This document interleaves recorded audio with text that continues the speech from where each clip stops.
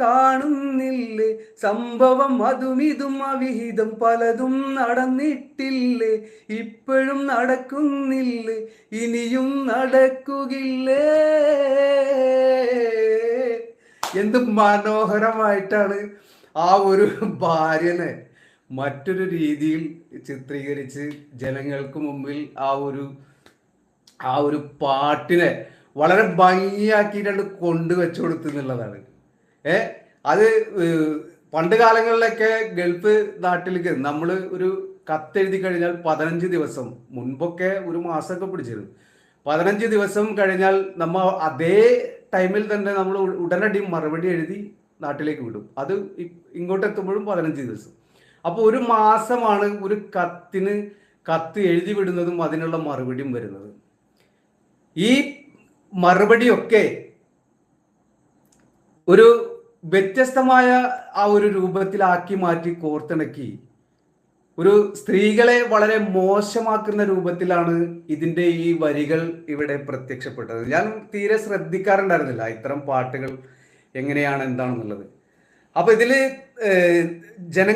ജനങ്ങളിൽ നിന്ന് കേൾക്കുന്നില്ല എന്നുള്ള ആ ഒരു ഭാഗമാണ് അവിടെ എടുത്തു പറയുന്നത്. നിങ്ങൾ കേൾക്കുന്നില്ല, നിങ്ങൾ കാണുന്നില്ലേ സംഭവം അതും ഇതും പലതും അവിഹിതം നടന്നിട്ടില്ലേ എന്ന് ഭാര്യനെ കുറിച്ചായി പറയുന്നത്.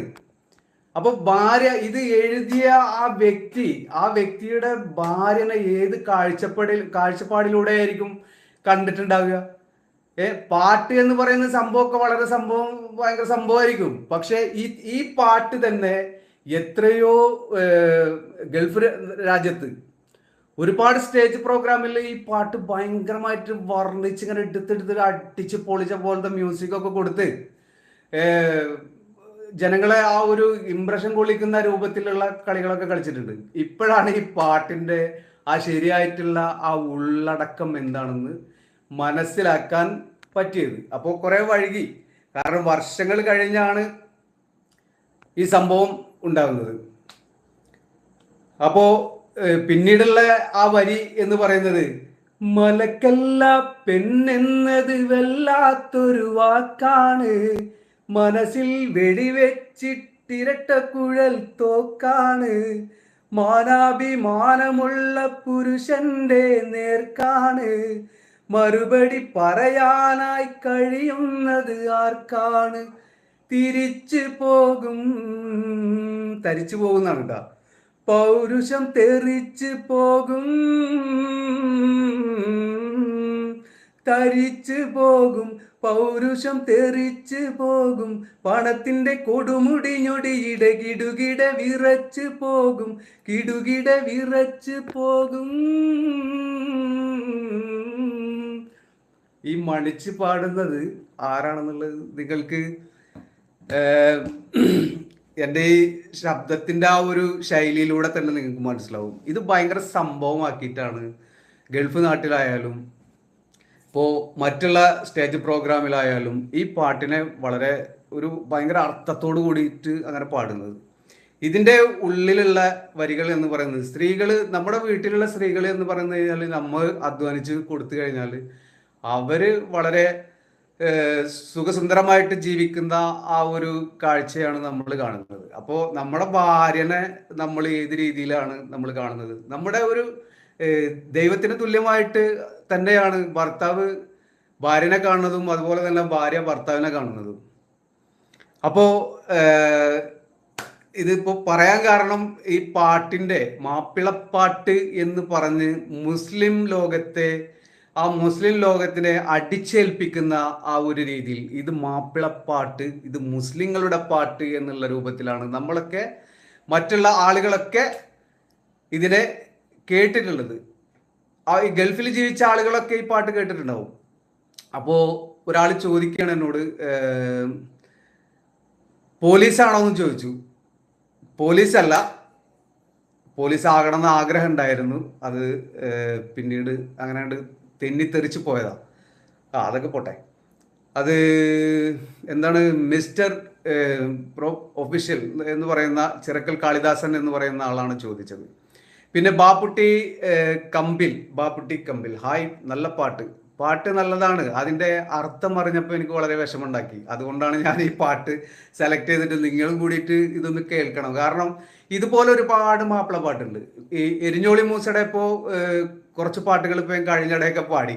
അതിലും സ്ത്രീയെ ഏത് രൂപത്തിൽ വർണ്ണിക്കാൻ കഴിയും, ഏതൊക്കെ എങ്ങനെയൊക്കെ ഏത് രൂപത്തിൽ ഒരു വൾഗറായിട്ട് സ്ത്രീയെ ആ ഒരു വൾഗറായിട്ട് നമുക്ക് മറ്റുള്ള ആളുകളുടെ മുന്നിൽ അങ്ങനെ കാണിച്ചു തരുന്നുണ്ട്. ഈ പാട്ടിലൂടെയാണ് ഈ കാണിച്ചു തരുന്നത്. അപ്പം നമ്മൾ ഇതിൻ്റെ അർത്ഥമൊന്നും മനസ്സിലാക്കുന്നില്ല. ഇവർ വളരെ മോശമായ രീതിയിൽ തന്നെയാണ് സ്ത്രീകളെ ഉപമിച്ചും കൊണ്ട് ഈ പാട്ടുകളൊക്കെ മാപ്പിളപ്പാട്ട് എന്നുള്ള ആ ഒരു നെയിമിൽ കൂടി അങ്ങനെ അടിച്ചിറക്കിയത്. പിന്നെ വിഷ്ണു NR, ഹലോ നമസ്കാരം, എന്താണ് ചർച്ചാ വിഷയം? ചർച്ച ഒന്നുമില്ല. ഇത് നമ്മുടെ സാധാരണ നമ്മൾ കേട്ടുകൊണ്ടിരുന്ന ആ ഒരു മാപ്പിളപ്പാട്ടിൻ്റെ വരികളെ കുറിച്ച്, ആ വരികൾ എന്താണെന്നുള്ളതും കൂടിയിട്ട് മറ്റുള്ളവർക്കും കൂടി ഒന്ന് മനസ്സിലാക്കി കൊടുക്കാമെന്ന് വിചാരിച്ചാണ് ഞാൻ ഈ പാട്ട് എടുത്ത് പാടിയത്. അപ്പോൾ ഈ പാട്ട് നമ്മൾ സാധാരണ നമ്മൾ പാടി നടന്നിരുന്ന ഒരു പാട്ട് തന്നെയാണ്. അപ്പോൾ അതിൽ മോശമായിട്ട് സ്ത്രീയെ, അതായത് സ്വന്തം ഭാര്യയെ മോശമാക്കി സംസാരിച്ച ആ ഒരു ശൈലി, ആ സ്ത്രീ ഏത് രൂപത്തിലാണ് അവിഹിതം, മറ്റുള്ള രൂപത്തിൽ അവിഹിതം നടക്കുന്നില്ലേ, ഇനിയും നടക്കുന്നില്ലേ, ഇനിയും നടത്തുകില്ലേ എന്നൊക്കെ പറഞ്ഞിട്ട് സ്വന്തം ഭാര്യനെ കുറിച്ചായിരിക്കും പാടിയിട്ടുണ്ടാവുക.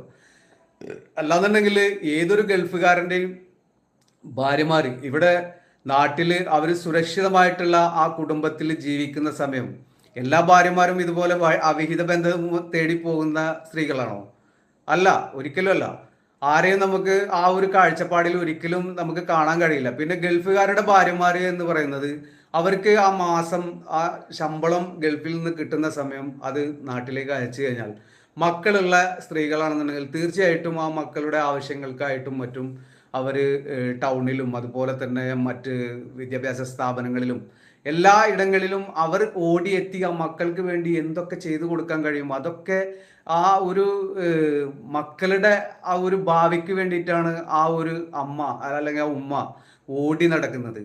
അത് ചില അവരുടെ കാര്യങ്ങൾ നടക്കാൻ വേണ്ടി ചില ആളുകളുമായിട്ട് ചിലപ്പോൾ ചിരിച്ച് സംസാരിക്കേണ്ട അവസ്ഥയിൽ വരും. അത് ഒരു തെറ്റാണെന്നൊന്നും ഒരാൾക്കും ഒന്നും പറയാൻ കഴിയില്ല. കാരണം അത് അവർക്ക് അതങ്ങനെ വേണ്ടി വരികയാണ്. കാരണം ചില സ്ത്രീകൾ, മുസ്ലിം സ്ത്രീകളാണെന്നുണ്ടെങ്കിൽ മറ്റുള്ളവരുടെ മുന്നിൽ മുഖം കാണിക്കാൻ പാടില്ല എന്നുള്ള ഒരു ഇതുണ്ട്.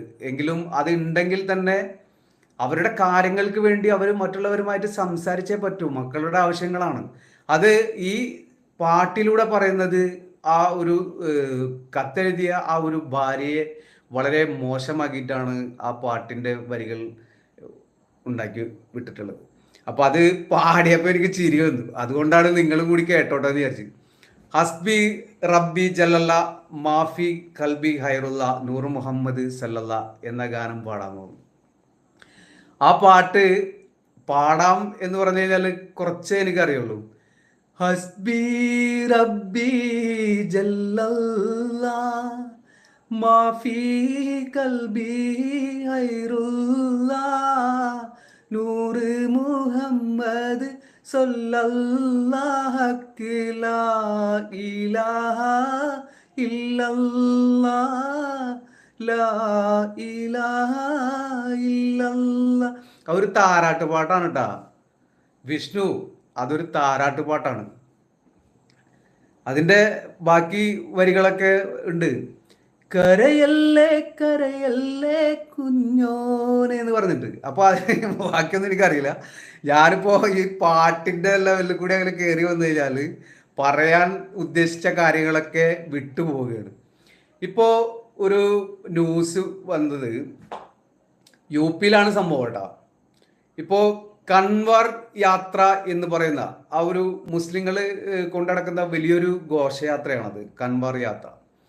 ആ കൻവർ യാത്ര കടന്നു പോകുന്ന ഇടങ്ങളിലെ മുസ്ലിം കച്ചവടക്കാരുടെ കടകൾക്ക് മുകളിൽ അവരുടെ പേര് പ്രദർശിപ്പിക്കണമെന്ന ഉത്തർപ്രദേശ് സർക്കാരിൻ്റെ നിർദ്ദേശത്തിൽ NDAയിൽ ഭിന്നത. എന്നുവെച്ചാൽ ഇപ്പോൾ നരേന്ദ്രമോദിയുമായിട്ട് സഖ്യം കൂടിയിട്ടുള്ള NDA ആ ഒരു സഖ്യകക്ഷികൾ അവർ ഭയങ്കര പ്രശ്നം ഉണ്ടാക്കിയിട്ടുണ്ട്. NDAയിലെ പ്രധാന സഖ്യകക്ഷിയായ JDU വിഷയത്തിൽ BJPയുടെ നിലപാടിനെ വിമർശനവുമായി രംഗത്തെത്തി. കൻവാർ യാത്ര പടിഞ്ഞാറൻ ഉത്തർപ്രദേശിലെ പ്രദേശങ്ങളിലൂടെ കാലങ്ങളായി കടന്നു പോകുന്നതാണെന്നും അവിടെ ഇതുവരെ ഒരു വർഗീയ സംഘർഷങ്ങളും റിപ്പോർട്ട് ചെയ്തിട്ടില്ലെന്നും ജനങ്ങളെ തമ്മിൽ ഭിന്നിപ്പിക്കരുതെന്നും JDU നേതാവ് KC ത്യാഗി പറഞ്ഞു. അപ്പോൾ നമ്മുടെ നാട്ടിലൊക്കെ ഈ പൂരങ്ങളും മറ്റുള്ള സംഭവങ്ങളൊക്കെ ഒരുപാട് നടക്കുന്നുണ്ട്. നമ്മളത് അവിടെ മതമോ അല്ലെങ്കിൽ മറ്റുള്ള ഒന്നും നോക്കിയിട്ടല്ല നമ്മൾ ആ പൂരപ്പറമ്പിൽ പോകുന്നതും അതുപോലെ പള്ളിപ്പറമ്പിലുള്ള നേർച്ച വഴിപാടുകൾ കാര്യങ്ങളിലൊക്കെ പങ്കെടുക്കുന്നത്. കാരണം നമ്മൾ ചെറുപ്പം മുതൽ കണ്ടു വളർന്ന് വരുന്ന ആ ഒരു ആഘോഷങ്ങളാണ് അതൊക്കെ. അപ്പോൾ ഇപ്പോൾ ഒരു മുസ്ലിം പള്ളിയുടെ ആ ഒരു ആഘോഷം നടക്കുകയാണെന്നുണ്ടെങ്കിൽ തീർച്ചയായിട്ടും അവിടെ ഹിന്ദുക്കളും ക്രിസ്ത്യൻസും ഒക്കെ തട്ടടിച്ചുകൊണ്ട് ചിലപ്പോൾ ഹലുവ സ്റ്റാളും അതുപോലെ തന്നെ കരിമ്പിൻ്റെ ജ്യൂസ് പല ഐറ്റംസും ഇന്ന ആളുകൾ എന്നൊന്നുമില്ല, അവർക്ക് ഓരോ ആളുകൾക്കും ആ സീസൺ അതൊരു ബിസിനസ്സാണ്. അപ്പോൾ അവർ അത് മറ്റുള്ള ഒരു മതവൽക്കരണത്തിൻ്റെ ആ ഒരു ചിന്താഗതിയിലൂടെ ഒന്നും അങ്ങനെ ഒരു ബിസിനസ്സും ആരും അങ്ങനെ തട്ടിത്തെറിപ്പിക്കുന്നില്ല. അപ്പോൾ സ്വന്തമായിട്ട് അവർക്ക് എന്താണ് അവരുടെ ജീവിതം മുന്നോട്ട് കൊണ്ടുപോകാനുള്ള ആ ഒരു മറ്റേ ബിസിനസ് എന്നുള്ളത് കണ്ടുപിടിച്ച് അവരങ്ങനെ ചെന്ന് അവർ ചെയ്യുന്ന ജോലിക്ക് ഒരു ആത്മാർത്ഥത കാണിക്കുകയാണ്. അവിടെ മുസ്ലിങ്ങളും വരും, ചിലപ്പോൾ ക്രിസ്ത്യാനിസും വരും, ഹിന്ദുക്കളും വരും, ഒക്കെ വരും. ഇപ്പം നമ്മൾ പൂരപ്പറമ്പിൽ പോയി കഴിഞ്ഞാലും അവിടെ മുസ്ലിംസും ക്രിസ്ത്യാനിസും ഒക്കെ വരുന്നുണ്ട്. കാരണം നമ്മൾ കണ്ടു വളർന്ന നമ്മളെ പൂർവികരായിട്ടുള്ള ആളുകൾ ഉണ്ടാക്കി വെച്ച ആഘോഷങ്ങളാണ് അതൊക്കെ. അതിനൊന്നും ഒരിക്കലും തടയിടാനൊന്നും ആർക്കും കഴിയില്ല. അതിൽ ഏത് തമ്പ്രാൻ വന്നാലും ഇനി ഇന്ത്യ രാജ്യത്ത് അങ്ങനത്തെ ഒരു തടസ്സവും ഉണ്ടാക്കാൻ ഒരാൾക്കും കഴിയില്ല. കൻവാർ യാത്ര വർഷങ്ങളായി അവിടെ നടക്കുന്നതാണ്. ഹിന്ദുക്കളും മുസ്ലിങ്ങളും സിഖുകാരും സ്റ്റാളുകൾ സ്ഥാപിച്ച് ഹിന്ദുക്കളും മുസ്ലിങ്ങളും സിഖുകാരും സ്റ്റാളുകൾ സ്ഥാപിച്ച് തീർത്ഥാടകരെ സ്വാഗതം ചെയ്യാറാണ് പതിവ്. മുസ്ലിങ്ങൾ കരകൗശല തൊഴിലാളികളും കൻവാർ യാത്രയുടെ ഭാഗമായിട്ടുണ്ട്. കൻവാർ യാത്രയിൽ ഉപയോഗിക്കുന്ന വിഗ്രഹങ്ങൾ നിർമ്മിക്കുന്നത് മുസ്ലിം സമുദായത്തിൽപ്പെട്ട കരകൗശല തൊഴിലാളികൾ കൂടി ചേർന്നാണ്. ഇപ്പൊ കഴിഞ്ഞ ദിവസം കണ്ടില്ലേ, മുസ്ലിങ്ങളാണ് അവിടുത്തെ ഓരോ വിഗ്രഹങ്ങൾ നിർമ്മിച്ച് അവിടെ ബിസിനസ് ചെയ്യുന്നത് എന്നാണ് ഇതിൽ പറയുന്നത്. അപ്പോൾ എല്ലാ വിഭാഗക്കാരും എല്ലാ മതവിഭാഗക്കാരും അവിടെ പല രീതിയിലുള്ള ബിസിനസ് ചെയ്ത് കൊണ്ടാണ് ആ ആഘോഷം കൊണ്ടാടുന്നത്. അപ്പോൾ ഈ ബിസിനസ്സിൽ ഇപ്പോൾ ബിസിനസിന്റെ കാര്യം ഞാൻ പറയുന്നത്, ഇപ്പോൾ കരകൗശല വസ്തുക്കൾ വിഗ്രഹങ്ങൾ ഒക്കെ ഉണ്ടാക്കി വിൽക്കുന്ന മുസ്ലിങ്ങൾ അതിലുണ്ട് എന്ന് പറഞ്ഞപ്പോൾ എനിക്ക് വേറൊരു കാര്യം ഓർമ്മ വരികയാണ്. ഇവിടെ ജസ്ന സലീം എന്ന് പറയുന്ന ആ പെൺകുട്ടി ഒരു കൃഷ്ണന്റെ ഫോട്ടോ വരച്ചു. ആ കൃഷ്ണന്റെ ഫോട്ടോ വരച്ചു അവരുടെ കഴിവിനെ അവർ വിറ്റ് കാശാക്കിക്കൊണ്ടിരിക്കുന്ന ആ ഒരു സമയം വളരെ എൻജോയ് ചെയ്ത് തന്നെയാണ് ആ കുട്ടി ആ ഒരു ബിസിനസ് ചെയ്ത് മുന്നോട്ട് വന്നിരുന്നത്. അവിടെ ആ ഒരു മുസ്ലിം പെൺകുട്ടി ആയതുകൊണ്ടായിരിക്കാം ചിലപ്പോൾ ഭയങ്കരമായിട്ടുള്ള വിമർശനങ്ങളും ആക്ഷേപങ്ങളും അതുപോലെ തന്നെ പരിഹാസങ്ങളും. അവരൊരു ഹണി ട്രാപ്പ് ചെയ്യുന്ന ഒരു ലേഡിയാണെന്നൊക്കെ പറഞ്ഞ് പല ആളുകളും വാർത്താ രൂപത്തിലൊക്കെ ചെയ്ത് കണ്ടു. അപ്പോൾ നമ്മൾ ഉദ്ദേശിക്കുന്ന ആ ഒരു കാര്യങ്ങളിലൂടെ ഒന്നും ആയിരിക്കില്ല അവർ സഞ്ചരിക്കുന്നത്. അവരെന്നല്ല, പൊതുവെ ഓരോ ബിസിനസ് ചെയ്യുന്ന ആളുകളും അവർക്ക് കിട്ടുന്ന ആ ഒരു ലാഭവിഹിതം, അവർക്ക് എന്താണ് അവരുടെ കഴിവ്, ആ കഴിവ് കൂടി ഉണ്ടാക്കുന്ന സംഭവങ്ങൾ വിറ്റ് കാശാക്കുക, അവരുടെ കുടുംബജീവിതം കെട്ടിപ്പടുക്കുക എന്നുള്ള ഒരു ഉദ്ദേശത്തോടു കൂടിയാണ് ഇത്തരം കാര്യങ്ങളൊക്കെ ചെയ്തു കൂട്ടുന്നത്. ഇപ്പം മുസ്ലിങ്ങൾ വിഗ്രഹം ഉണ്ടാക്കി വെക്കുന്ന ഈ കൻവാർ എന്ന് പറയുന്ന ഈ യാത്ര, അവിടെ അങ്ങനത്തെ സംഭവങ്ങളൊക്കെ മുസ്ലിങ്ങളും സന്നദ്ധമായിട്ട് തന്നെ അത് മുന്നോട്ട് നിന്നുകൊണ്ടിട്ടാണ് ആ കാര്യങ്ങൾ ചെയ്യുന്നത് എന്നാണ് നമ്മളിപ്പോൾ ഈ ന്യൂസിൽ കാണുന്നത്. സാമൂഹിക വിരുദ്ധർ കടകൾ നടത്തുന്നുണ്ടോ എന്ന് പോലീസ് അന്വേഷിക്കണം. എന്നാൽ മതത്തിന്റെയോ ജാതിയുടെയോ അടിസ്ഥാനത്തിൽ ഒരു വിവേചനവും പാടില്ല. ഇത് സമൂഹത്തിൽ ഭിന്നത വർദ്ധിപ്പിക്കും. അത്തരം നിർദ്ദേശങ്ങൾ വർഗീയ സംഘർഷം വർദ്ധിപ്പിക്കാനേ ഉതകൂ. അത് പാടില്ല. ഉത്തരവ് പിൻവലിക്കണം, JDU നേതാവ് പറഞ്ഞു. ഇത് യോഗി ആദിത്യനാഥിന്റെ ആ ഒരു ക്രൂക്കടി ചിന്താഗതിയിലാണ് ഇത്തരം ഈ ഓരോ പ്രശ്നങ്ങൾ ഇപ്പോൾ അവിടെ അരങ്ങേറിക്കൊണ്ടിരിക്കുന്നത്.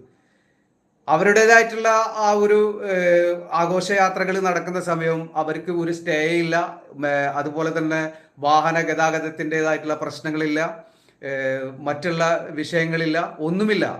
എല്ലാം അതിൽ ഉൾക്കൊള്ളും. ഞാനത് ചുരുക്കി പറഞ്ഞത് മാത്രം.